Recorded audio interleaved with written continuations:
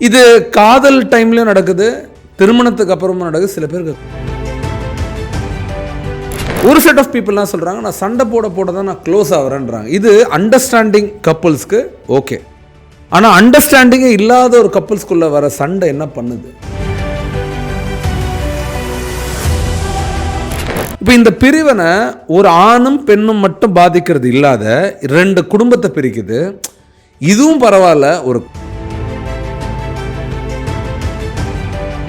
குடும்பம் உனக்கு மட்டுமா இருக்கு, எனக்கு இல்லையா? எனக்கு அம்மா அப்பா இல்லையா?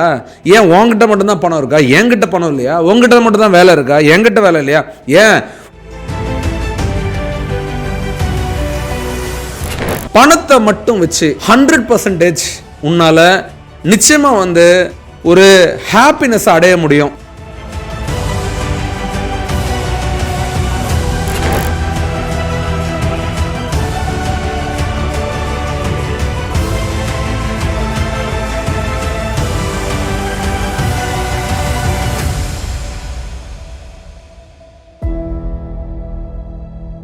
நிறைய காதல்ல குழப்பம், கொஞ்ச நாள்லயே உடஞ்சு போயிடுது திருமணம். குழந்தை பிறந்த பிறகு கூட பொண்ணு அம்மா வீட்டில இருந்து வீட்டுக்கே வர மாட்டேன்றது ஒரு குழப்பம். குழந்தை கொடுத்த உடனே திருப்பி எனக்கு உன்னை பிடிக்கலன்னு சொல்லிட்டு பையன் இன்னொருத்தரோட போற குழப்பம். இது தமிழ்நாடு மட்டும் இல்லை, நிறைய ஊர்ல இது நடந்துகிட்டு இருக்கு. இது ஏன் நடக்குது? ஏன் இந்த கம்யூனிகேஷன் எரர் நடக்குது? சண்டை எதுக்காக வருது? ஏன் ஒரு ஆணும் பெண்ணும் சண்டை போடுறாங்க? எதுக்கு? ஆசையா இருக்கா சண்டை போடணும்னு?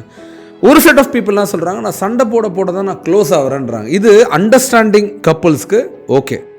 ஆனால் அண்டர்ஸ்டாண்டிங்கே இல்லாத ஒரு கப்புள்ஸ்குள்ள வர சண்டை என்ன பண்ணுது? ஒவ்வொரு நாளும் ஒவ்வொரு சண்டையும் இங்கே இருக்கிற உறவை இங்கே கொண்டு போகுது, இங்கே இருக்கிற இந்த உறவை இன்னும் தள்ளி கொண்டு போகுது, இங்கே இருக்கிற உறவை இன்னும் தள்ளி கொண்டு போகுது. ஃபைனலாக உறவு பிரிஞ்சிருது, விரிசல் ஏற்பட்டுருது அந்த உறவில்.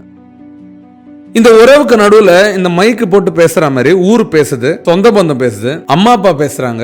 இது காதல் டைம்லயும் நடக்குது, திருமணத்துக்கு அப்புறமும் நடக்குது. சில பேருக்கு குழந்தை பிறந்தும் நடக்குது.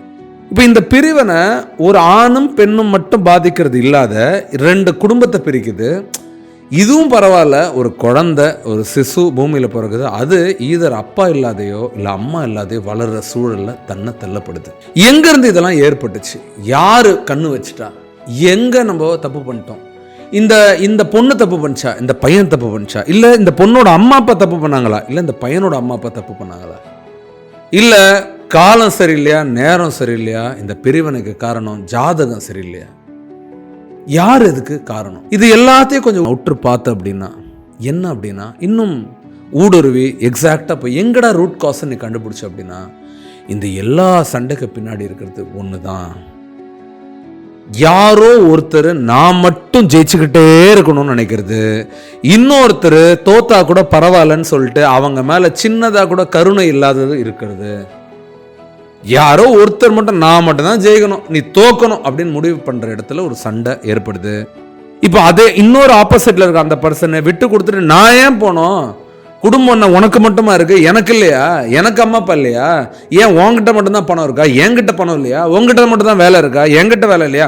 ஏன் உங்க பையன்கிட்ட மட்டும் தான் திறமை இருக்கா? என்கிட்ட திறமை இல்லையான்னு சொல்லி குழந்தை கிட்ட போய் உனக்கு என்ன பிடிக்குமா? அப்பாவை பிடிக்குமா? அப்பாவை பிடிக்குமா? அம்மாவை பிடிக்குமா? அப்பா வீட்டுக்காரங்கள சைடு பிடிக்குமா? அம்மா வீட்டு அந்த குழந்தைங்களுக்குள்ளேயும் ஒரு கருத்து வேறுபாடை விதைச்சு அந்த குழந்தைங்களுக்குள்ளேயும் நம்ம மட்டும்தான் ஜெயிக்கணும்ன்ற ஒரு வெறுப்பை விதைக்கிற எத்தனையோ தனி நபர்களால் இன்னைக்கு ஜாயிண்ட் ஃபேமிலிஸ் எல்லாம் நியூக்ளியர் ஃபேமிலியா நியூக்ளியர் ஃபேமிலியோட சின்ன ஃபேமிலியாகி இப்போ நடு தெருவில் நிறைய பேர் நின்றுட்டு இருக்காங்க.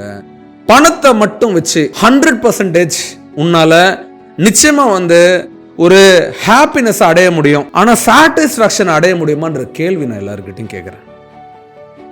ஒரு டிவி ஷோவில் ஒரு அம்மா சொல்லுது, நான் டிவோர்ஸ் பண்ணது தப்பு, நான் பண்ணியிருக்க கூடாது, நான் இப்போ எங்கள் வீட்டுக்காரர் கூப்பிட்டாலும் போயிடுவேன், ஆனால் அவர் ரொம்ப தூரம் போயிட்டார். இதுதான் உண்மை. ஒரு போலியான உறவு என்ன பண்ணோம் அப்படின்னா, நிறைய நேரங்களில் சண்டைக்கு அப்புறமும் பக்கத்துலேயே இருக்கும். ஏன்னா நீ எப்படியாவது உன் கூட சேர்ந்துடலான்னு. ஏன்னா அந்த உறவோட நோக்கமே உன்னை முழுசாக அடிக்கிறது தான். ஆனால் சில உறவுகள் உண்மையாகவே தன்னை சுட்டுக்கிட்டு தன்னை வேதனைப்படுத்திக்கிட்டு குடும்பம் நல்லா இருக்குன்றதுக்காக ரொம்ப நாள் ஒட்டி உறவாடி நல்லாவே குடும்பத்தில் இருந்திருப்பாங்க. ஆனால் அந்த உறவை மதிக்காத நிறைய பேர் தூக்கி போட்டுடுறீங்க. நல்லா யோசிச்சு பாருங்க. ஒரு ஜென்யூனான பர்சனுக்கு மரியாதை நிறைய இடத்துல இருக்கிறது இல்லை. ஒரு உண்மையான பர்சனுக்கு காயமும் அவமானத்தை தவிர வேறு எதுவும் கொடுக்கறது இல்லை. இதில் என்ன காரணம் அப்படின்னு பார்த்தீங்கன்னா, நம்ம எல்லாருக்குமே ஒரு மொழி இருக்குங்க. ஒவ்வொரு விதமான மொழி. பாடி லாங்குவேஜ் வந்து உடல் மொழி, வாயிலேருந்து வர்றது வெர்பல் நான் வெர்பல், இது வந்து ஜெஸ்டர் மூலமாக பேச்சு மூலமாக வர்றது, இது ஒரு மொழி. இன்னொன்று வந்து நம்மளோட உள்ளத்தில் இருக்கிற ஒரு மொழி, நம்ம வந்து அதை காட்டுறதே இல்லை. இப்போ என்னன்னா இங்கே இருக்கிற பிரச்சனைனா, உள்ளத்தில் இருக்கிறது வேற, மொழியாக பதிவு பண்ணும்போது அதை வேற மாதிரி பதிவு பண்ணுறது, அதோட ரிசல்ட் வேற மாதிரி இருக்கு.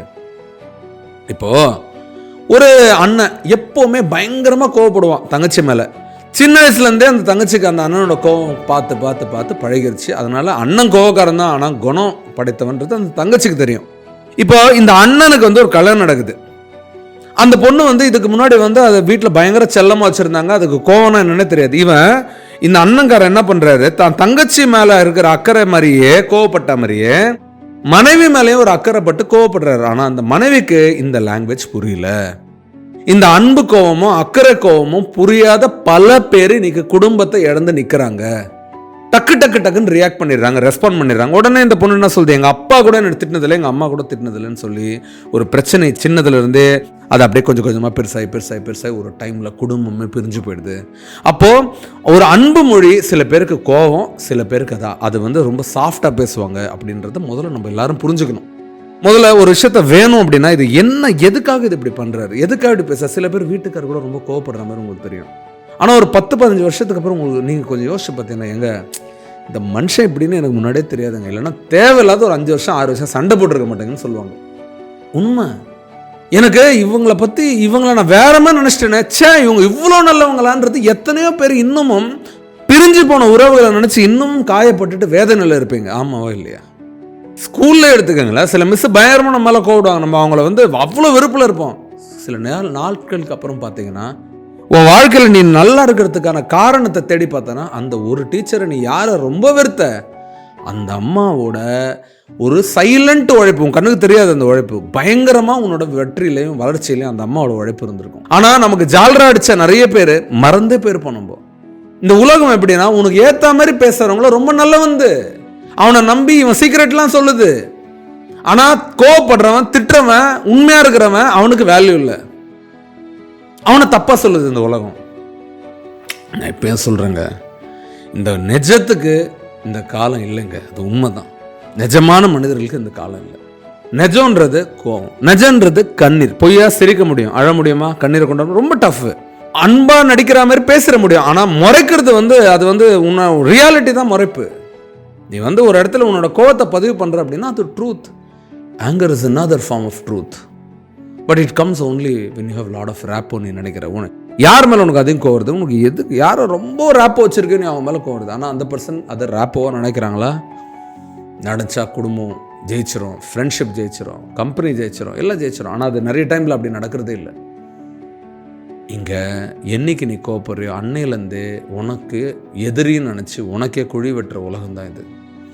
அப்போ உண்மையை என்ன கேட்டேன்னா, தயவுசெய்து ஒருத்தர் உங்களுக்கு வேணும்னா நீ வந்து அவங்கக்கிட்ட உண்மையாக கோவப்பட்டு என்ன பண்ண போகிற? எண்டில் உனக்கு அவங்க வேணும்னு நினச்சேன்னா தயவுசெய்து ஒன்று அவங்ககிட்ட பேசாதிரு, அப்படி இல்லைன்னா அவங்ககிட்ட கோவப்படாதிரு. கோவப்பட்டு தான் பிரயோஜனம் இல்லாத போகுது பல உறவு. கோவப்பட்டு ஒன்றுமே செய்ய போகிறதில்ல. நீ யார் மேலேயும் கோவப்படாத உன் வேலையை பார்த்துக்கிட்டே இரு, உனக்கு உன்னோட வாழ்க்கையில் நிம்மதி இருக்கும். அதே மாதிரி யாரெல்லாம் வந்து இன்றைக்கி வந்து கோவப்பட்டவங்களை தப்புன்னு சொல்கிறீங்களோ, நீங்கள் ஒரு நாள் உங்கள் மேலே உங்களுக்கு ஜால்ரா அடிக்கிறவங்க கூட ட்ராவல் பண்ணி பாருங்கள். ஒரு நாள் உங்களுக்கு அந்த இடத்துல ஒரு ஆபத்து காத்திருக்கும், உங்களை அழிக்கிற ஒரு சூழல் ஏற்படுத்தும். அப்போது நீங்கள் புரிஞ்சுப்பீங்க. அப்போது ஆனால் நான் வந்து என்னென்ன பண்ணணும்னு நான் இப்போயே சொல்கிறேன். உன் மேலே அக்கறையாக இருக்கவங்க உங்கள் மேலே கோவப்படுறத அலோவ் பண்ணுங்கள், அதை புரிஞ்சுக்கங்க, அதை பாசிட்டிவாக எடுத்துக்கோங்க. அதுலேருந்து நான் என்ன கற்றுக்க போகிறேன், என்ன மாற்றிக்க போகிறேன்றதை பாருங்கள். ஏன்னா வேணும்னே யாரும் கோவப்பட போகிறதில்ல, நாம் வேணுன்றதுக்காக தான் நம்ம மேலே கோவப்படுறாங்க. அது அம்மா இருக்கட்டும், அப்பா இருக்கட்டும், அக்கா இருக்கட்டும், அண்ணனாக இருக்கட்டும், நம்ம அன்பு மனைவியாக இருக்கட்டும், காதலியாக இருக்கட்டும், டீச்சராக இருக்கட்டும், அத்தையாக இருக்கட்டும், மாமா இருக்கட்டும், கோவப்பட வைங்க. கோவப்பட்டுட்டா ஓகேன்னு சொல்லுங்கள், ரசிங்க அந்த கோவத்தை.